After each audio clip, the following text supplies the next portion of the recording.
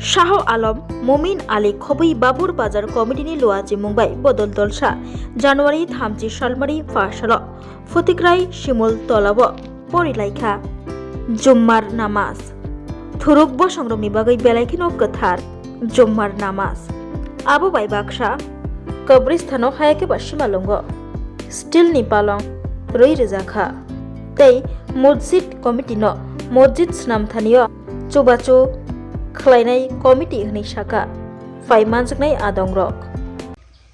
আসসালামু আলাইকুম। আজকে আমরা আছি বর্তমানে ফটিকরায়ের শিমুলতলার গ্রামে, যেখানে একটা ঘটনা হয়েছিল, আপনারা অবগত আছেন। কিছুদিন আগে আমরা এখানে আসি। এখানে গ্রামের মানুষ, আপনারা জানেন যে নিঃস্ব, যদি একজন ইন্তেকাল করে কর্মস্থানে যে নিয়ে যাবে, কর্মস্থানের আপনার করাল, আপনার পালংটা নেই নিয়ে যাওয়ার জন্য। তো আমরা আজকে একটা স্টিলের করাল এখানে দিয়েছি আমাদের বাবুর বাজারের, আমাদের মমিন ভাই বাবুর বাজারের কমিটিকে আমি ধন্যবাদ জানাই যে এখানে পাশে দাঁড়ানোর জন্য। সেই সঙ্গে আপনাদের মিডিয়া বন্ধুদের মাধ্যমে একটা বার্তা দিতে চাই যে আমাদের মসজিদে আমাদের কোনো সাহায্য করার দরকার নেই কোনো সরকারি তরফ থেকে। আমরা আমাদের মসজিদ, আল্লাহ পাক আমাদেরকে সেই ক্ষমতা দিয়েছে আমাদের প্রত্যেক ভাইকে, যে আমরা আমাদের মসজিদকে আমরা পুনরায় গঠিত করতে পারবো, এর চেয়ে বেটার, এর চেয়ে সুন্দর করতে পারবো। আমাদের মমিন ভাইকে আমি ধন্যবাদ জানাই যে উনি বলেছেন যে উনি একাই এই মসজিদকে আপনার সংস্কার করে দেবে।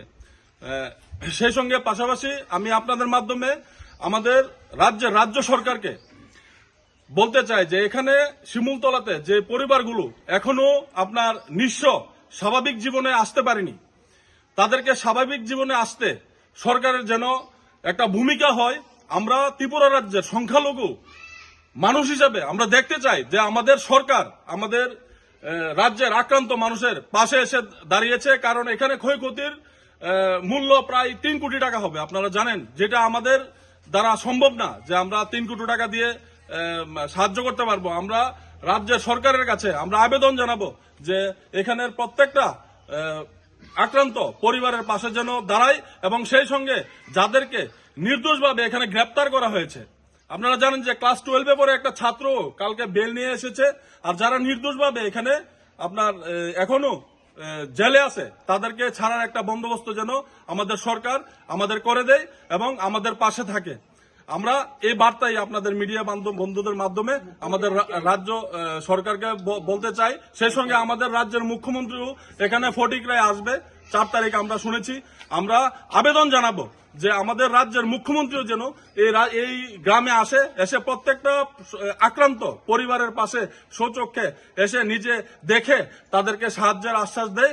আমরা এই দাবি, এই কথা বলে আমি আবার কথা এখানে শেষ করছি। ধন্যবাদ।